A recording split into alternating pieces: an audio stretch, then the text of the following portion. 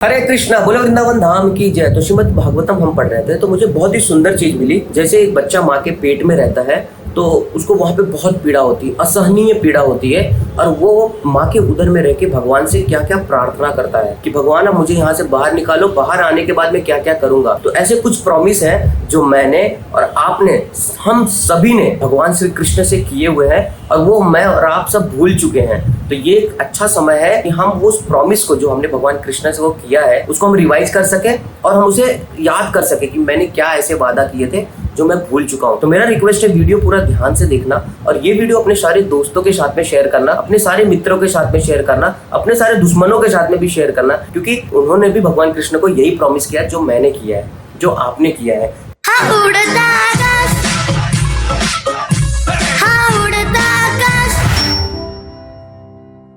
तो श्रीमद् भागवतम के स्कंद 3 अध्याय 21 में श्लोक नंबर 12 से लेके श्लोक नंबर 22 तक 10 श्लोकों में मैंने और आपने, हम सभी ने भगवान से कुछ प्रार्थना की है। ध्यान से सुनते जाना और मतलब सोचना कि ये आपने कहा है भगवान को, मैंने कहा है भगवान को। ये फील करना है कि हमने कितनी पीड़ा सही है और कितनी पीड़ा सहने के बाद हमने भगवान को ये प्रॉमिस की है। तो जस्ट एक एक ध्यान से सुनते जाना। जंतु उवाचा, जीव कहता है, मैं उन पूर्ण पुरुषोत्तम भगवान के चरण कमल की शरण ग्रहण करता हूँ जो अपने विभिन्न सनातन स्वरूपों में प्रकट होते हैं और इस भूतल पर भ्रमण करते हैं। मैं उन्हीं की शरण ग्रहण करता हूँ क्योंकि वे ही मुझे निर्भय कर सकते हैं और उन्हीं से मुझे यह जीवन की अवस्था प्राप्त हुई है, मेरे अपवित्र कार्यों के सर्वथा अनुरूप है।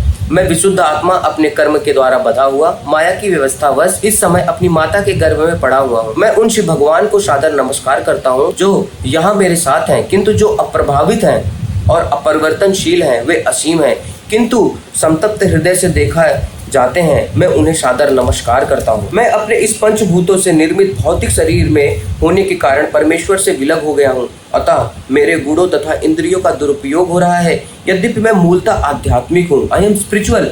चूंकि ऐसे भौतिक शरीर से रहित होने के कारण पूर्ण पुरुषोत्तम भगवान प्रकृति तथा जीव से परे हैं, और चूंकि अपने आध्यात्मिक गुण महिमामय, अतः मैं उन परमेश्वर को नमस्कार करता हूँ। मनुष्य का जीव आगे प्रार्थना करता है। जीवात्मा को भौतिक प्रकृति के प्रभाव के अंतर्गत रखा जाता है और वह जन्म तथा मरण के चक्र के मार्ग में अस्तित्व टिकाए रखने का कठिन संघर्ष करता है। यह बद्ध जीवन पूर्ण पुरुषोत्तम भगवान के साथ अपने संबंध की विस्मृति के कारण है। अतः श्री भगवान की कृपा के बिना कोई उनकी दिव्य प्रेममयी सेवा से पुनः किस प्रकार संलग्न हो सकता है। पूर्ण पुरुषोत्तम भगवान के आंशिक स्वरूप अंतर्यामी परमात्मा के अतिरिक्त और कौन समस्त चर तथा अचर वस्तुओं का निर्देशन कर रहा है। वे काल ही इन तीनों की अवस्था भूत वर्तमान भविष्य में उपस्थित रहते हैं। अतः बद्ध जीव अपने ही आदेश से विभिन्न कर्मों में रत रहता है, और इस बद्ध जीवन के तीनों तापों से मुक्त होने हेतु हमें उनकी ही शरण ग्रहण करनी चाहिए। फिर जीव देखो क्या क्या बोल रहा है। अपनी माता के उदर में रक्त, मल तथा मूत्र के कूप में गिरा हुआ और अपनी माँ की जठराग्नि से दग्ध देहधारी जीव बाहर निकलने की व्यग्रता में महीनों की गिनती कर रहा है और प्रार्थना कर रहा है, हे भगवान, यह अभागा जीव कब तक इस कारागार में मुक्त हो पाएगा। हे भगवान, अपनी अहेतुकी कृपा करके मुझ में चेतना आई है। यद्यपि मैं अभी केवल 10 मास का हूँ, पतित आत्माओं के मित्र पूर्ण पुरुषोत्तम भगवान की इस अहेतुकी कृपा के कृतज्ञता प्रकट करते हुए मेरे पास हाथ जोड़ने के अतिरिक्त और कुछ भी नहीं है। ये जीव प्रार्थना कर रहा है भगवान से कि मैं हाथ जोड़ रहा हूँ आपसे कि अब आप मुझे यहाँ से बाहर निकालो। अन्य प्रकार के शरीरधारी जीव केवल अंतः प्रेरणा से देखते हैं।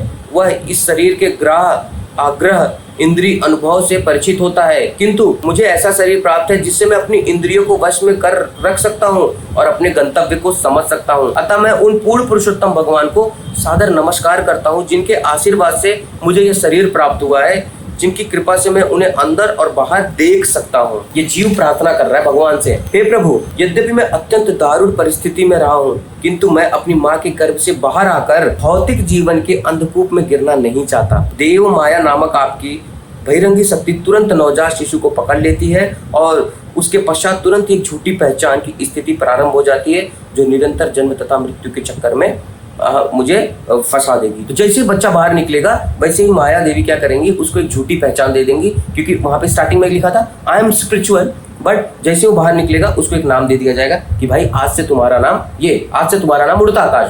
तो व्यक्ति उस माया के चक्कर में फिर से फंसता चला जाएगा। अतः क्या है, मैं ये शरीर नहीं हूँ, मैं आत्मा हूँ और परमेश्वर का सनातन अंश हूँ मैं। अतः मैं अधिक क्षुब्ध न होकर मैं अपने मित्र विशुद्ध चेतना की सहायता से अज्ञान के अंधकार से अपना उद्धार करूंगा। भगवान को हमने प्रॉमिस किया कि मैं अपना उद्धार करूंगा। केवल भगवान श्री विष्णु के चरण कमल में अपने मन को धारण करके मैं बारंबार जन्म तथा मृत्यु के लिए अनेक माताओं के गर्भ में प्रविष्ट होने से बचूंगा। ये मैंने और आपने प्रॉमिस किया है कि अब मैं माँ के गर्भ में वापस नहीं आऊंगा।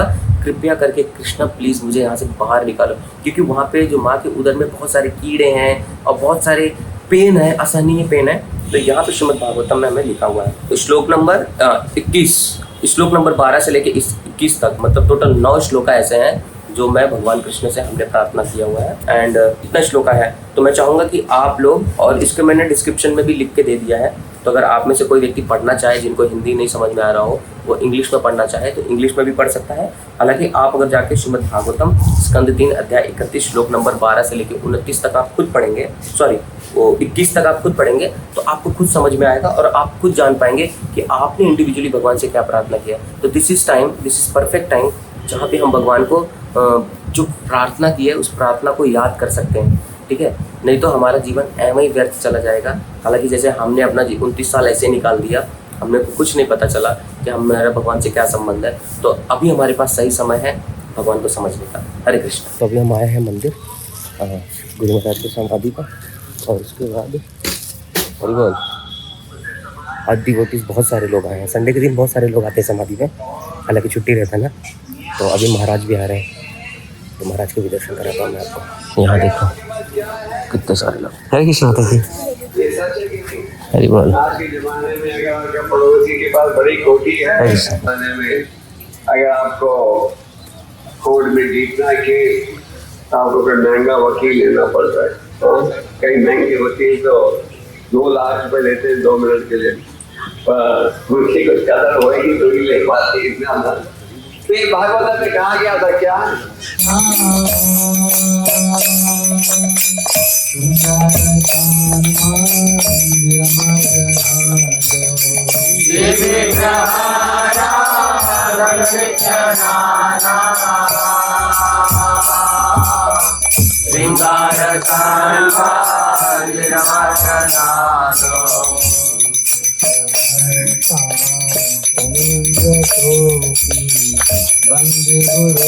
बोलो श्रील गुरुदेव की जय, महाप्रसाद की जय।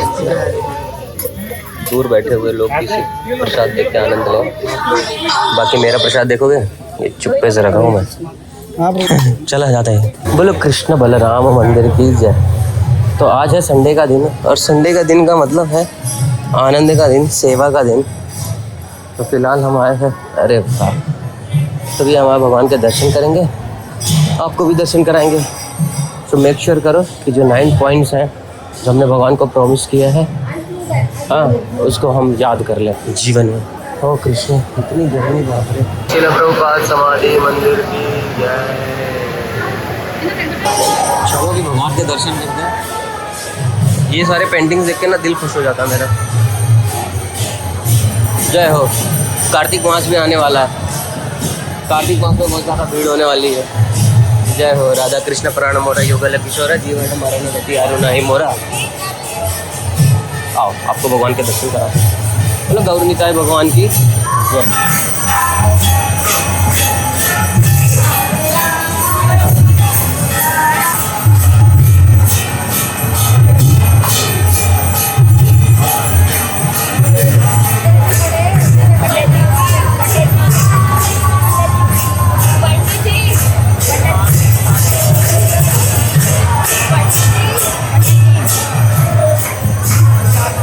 वाह, ये आसमान का कलर देख रहे हो, क्या सुंदर लग रहा है। और ऐसा लग रहा है ना वृंदावन में, कोई बोल सकता है कि ये ठंडी का मौसम है, सॉरी बरसात का मौसम है। अब तो गर्मी है। भगवान छुट्टी कहाँ करा दिया बोलिए। हाँ वहाँ है। हाँ देखो माता जी को। राधे राधे माता जी। नींद आ गई क्या? हाँ नींद, अरे लेटी रहो लेटी रहो, टाइम है अभी टाइम है 10-15 मिनट। बोलो वृंदावन धाम की जय हो, जय हो। राधे राधे। हाँ हाँ, बहुत गर्मी है आज, बहुत गर्मी है, बहुत ज़्यादा। देखो मेरे को सनबर्न हो गया पूरा एकदम, इधर भी सनस्क्रीन लगाया हूँ फिर भी हो गया, देख रहे हो, पूछो मत।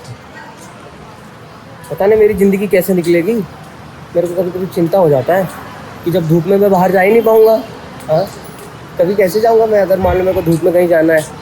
हाँ, भगवान जी क्या चाहते हो, प्लीज़ बचा लो यार थोड़ा। बोलो समोसा महाप्रसाद के। जल्दी जल्दी लाइन लगाओ, जल्दी लाइन लगाओ, टाइम का बहुत कमी है क्योंकि टाइम को जाना है सोने। ये लाइन किस लगाएंगे? ये तो खड़ी। अरे लाइन इधर लगाना मेरे भाई, लाइन में जो जवान है आगे, जो बूढ़े पीछे। जो जवान है वो आगे, तू बूढ़ा है पीछे चल। है? चल पीछे। जो बूढ़े हो पीछे, जो जवान है आगे। बहुत ही भयंकर तरीके से शूटिंग हो रही है विष्णु राघव प्रभु। और यहाँ पे ये पूरा लोकेशन हमने खरीदा है 1 करोड़ रुपए में, और जो हमने डीओपी बुलाया है वो ज़्यादा नहीं, वो इसने 1.5 करोड़ रुपए चार्ज किया है, और राइटर डायरेक्टर, और मेरे को मिला 150 रुपये। और ये उड़ता आकाश प्रोडक्शन से है, मैं दे रहा हूँ, जा सकते प्रभु जी, जा सकते। एक्टर की 5 लाख फीस, मेरी 5 लाख फीस है, इसलिए मेरे से दोनों एक्टर की 5-5 होगी, 5 लाख। तू तो प्रोड्यूसर है ना? मैं प्रोड्यूसर हूँ। वाह, लिसनिंग वेरी नाइस। प्रोड्यूसर को पता ही नहीं है कि मैं प्रोड्यूसर। प्रोड्यूसर पता है कौन होता है? अब पता नहीं, वही पैसा आपको पैसा देता है। गलत आदमी को तुमने प्रोड्यूसर बना दिया। टमाटर भी बात में वही है। प्रभु जी ये वीडियो क्या है, कब आएगा, बता दो थोड़ा। ये मोस्ट प्रोबेबली शायद चल रही है संडे को। चैनल का नाम तो बताओ, लोग डिवाइन कैमरा। अच्छा, डिवाइन कैमरा। पता लगा किसी ने कृपा वाला चैनल पे आएगा, कृपा करेंगे। अच्छा बुलाओ उनको। अच्छा ये इनका तो पासिंग है ना प्रभु जी का। पूरे एक्टर को नहीं पता कि पूरे शूट में हो क्या रहा है। हाँ, जिसने पूरी स्क्रिप्ट अच्छे से पढ़ी होगी उसको पता होगा। स्क्रिप्ट किसने पढ़ा? सबने अपने अपना डायलॉग पढ़ा है, आगे क्या हो रहा है पता नहीं किसी को। मदर के सारे डायलॉग सुन मदर के उनको पता है। एक्शन। आ रही हूँ ना, कितना चिल्लाती है। क्या कर रहे हो मम्मा? इतना टाइम लगता है? क्या हुआ, इतना डरी क्यों है? बस बहुत अच्छा, इतना डरी हुई क्यों है? अरे मम्मा क्या बताए।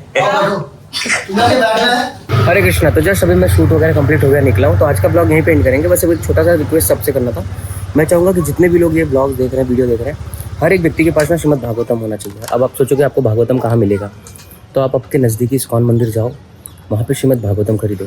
मैं देखना चाहता हूँ कितनी। देखो मैं आपको एक चीज़ फैक्ट बता रहा हूँ, आपके हाथ में जो भी फ़ोन है ना वो 10,000 के ऊपर का ही है। ऐसा नहीं है कि आपके पास 10 रुपये का फ़ोन है, 10,000 के ऊपर का फ़ोन है सबके हाथ में। श्रीमद् भागवतम का कॉस्ट मुझे लग रहा है 4-4.5 हज़ार रुपये पड़ेगा। आज ले लो, कल ले लो, परसों ले लो, 10 दिन समय लगा के। ये समझो इट्स वन टाइम इन्वेस्टमेंट। आप आने वाले अपने बच्चों को भी ये बात बोल पाओगे कि ये देखो ये तुम्हारे, जैसे मान लो फॉर एग्जांपल मेरे पास जो भागवतम है, अगर आने वाला मेरा बच्चा होगा तो उस बच्चे को पता चलेगा कि यार ये पप्पा का भागवतम है, तो आपका बच्चा भी पढ़ेगा, वो उसका भी बच्चा पढ़ेगा, उसका भी बच्चा पढ़ेगा। तो actually you are creating something जो आपके आने वाले दिनों में काम आएगा। तो आप जितनी जल्दी क्रिएट कर लोगे, जितनी जल्दी ये ले लोगे उतना अच्छा रहेगा, और आप ले लोगे आप ज़्यादा से ज़्यादा पढ़ोगे। तो this is my personal request. मैं देखना चाहता हूँ कितने लोग श्रीमद् भागवतम लेते हैं। अगर हमारे ब्लॉग को देख के अगर 10 लोग ने भी श्रीमद् भागवतम ले लिया तो हमारा ये ब्लॉग बनाना सफल है। तो आई जस्ट वांटेड टू सी कितने लोग लेते हैं। और मुझे इंस्टाग्राम पे या डिस्क्रिप्शन में जो हमारा ईमेल आईडी दिया है, इस ईमेल आईडी पे आप मुझे बताओ कितने लोग ने लिया, कितने लोग ने नहीं लिया। बट मैं पर्सनली रिक्वेस्ट करूँगा हर एक व्यक्ति के घर में श्रीमद् भागवतम होना चाहिए। अगर आपके पास श्रीमद् भागवतम नहीं है, सोचो भगवान के बारे में नहीं है, तो फिर आप कितना भी मुँह से बोलते रहो कि मुझे ब्रज से प्रेम है, ये है, वो है, कोई सेंस नहीं बनेगा। You should have Shrimad Bhagavatam at your home. मैं देखना चाहता हूँ कितने लोग लेते हैं और कितने लोग पढ़ते हैं। लेना तो इम्पॉर्टेंट है, उससे भी ज़्यादा इम्पॉर्टेंट है पढ़ना। और देखता हूँ कितने लोग पढ़ना स्टार्ट करते हैं। आज का ब्लॉग यही पे एंड करते हैं। हरे कृष्णा। कुछ बात बुरी लगी होगी तो सॉरी नहीं बोलूँगा, पर मैंने बुरे तो बोले भी नहीं कुछ।